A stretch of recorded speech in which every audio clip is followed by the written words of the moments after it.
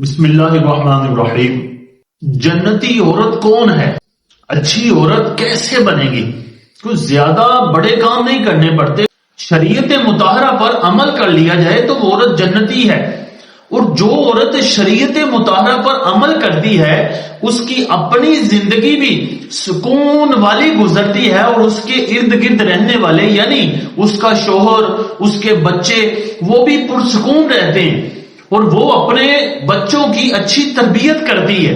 لیکن آج عورتوں کو ورگلانے کے لیے الٹے سیدھے جملے بولے جاتے ہیں اور شریعت کی باغی بنایا جاتا ہے، یعنی عورت شریعت سے باغی ہو جائے، کیونکہ اسلام عورت کو شہزادی بنا کر رکھتا ہے، اور جو باقی مذاہب والے ہیں وہ عورت کو ایک لونڈی کی مانند رکھتے ہیں، وہ عورت کو ذلیل کر کے رکھتے ہیں، جب چاہا استعمال کیا اور جب چاہا ٹیشو پیپر کی طرح پھینک دیا۔ لیکن اسلام کہتا ہے کہ اسلام ایک شہزادی ہے، یہ نہ ہر ایک کے ساتھ مل سکتی ہے، نہ ہر ایک کو دیکھ سکتی ہے، نہ اس کو ہر کوئی دیکھ سکے گا، بلکہ جیسے بڑے بڑے شہزادیوں کو کوئی خاص لوگ ہی دیکھ سکتے ہیں، ایسے اسلام کہتا ہے صرف اس کے محارم ہی دیکھ سکے۔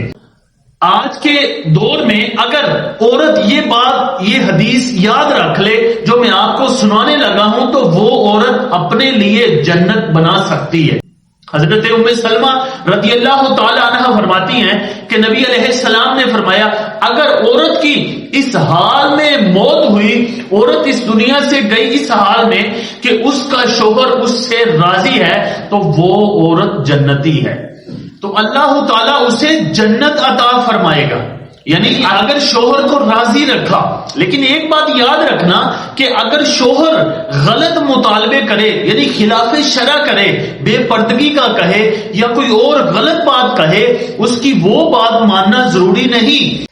شوہر کو انہی باتوں میں راضی رکھنا پڑتا ہے جو شریعت نے مقرر کی ہیں۔ شریعت کے خلاف اگر شوہر کہے تو کسی کی بات ماننا جائز نہیں۔ اللہ رسول کی نافرمانی کرنا کسی کی بات پہ یہ جائز نہیں ہے۔ اس پہ چاہے شوہر ناراض ہو، چاہے غصے ہو، تو عورت کی رضا اسی میں ہے۔ عورت اللہ کو راضی رکھے تو اللہ تعالیٰ اس کو جنت عطا فرمائے گا۔ ہاں اگر شوہر کے جائز مطالبات ہیں، عورت نہ مانے، عورت اپنی ہٹ درمی کرتی رہے، تو اس عورت کے لیے یہ ہے کہ جب مرے گی اس کا شوہر راضی نہیں تو اس کو جنت نہیں ملے گی۔ جنت اسے ہی ملے گی جس کا شوہر راضی ہوگا۔ ایک اور حدیث سماعت فرمائیں کہ نبی علیہ السلام نے فرمایا کہ اگر عورت 5 وقت کی نماز پڑھے، روزے رکھے اور اپنے شوہر کو راضی رکھے، اس کی فرما برداری کرے، تو اللہ تعالیٰ اسے کہے گا قیامت کے دن تو جنت کے جس دروازے سے چاہتی ہے داخل ہو جا۔ اللہ اکبر، کتنا مقام ہے! اور لوگوں کو راضی کرنے کے لیے ایک عورت سارا دن پتہ نہیں کتنے خرچے کرتی ہے اور کتنی ڈیکوریشن کرتی ہے کہ یار کوئی مجھے دیکھ لے، توجہ حاصل کر لے۔ عورت بے پردگی کے ساتھ، جسم دکھانے کے ساتھ توجہ تو حاصل کر سکتی ہے، عزت نہیں حاصل کر سکتی۔ اگر عورت چاہتی ہے کہ میری دنیا بھی اچھی ہو، آخرت بھی اچھی ہو، تو وہ ان 2 حدیثوں پر عمل کر کے اپنی زندگی سنوار لے۔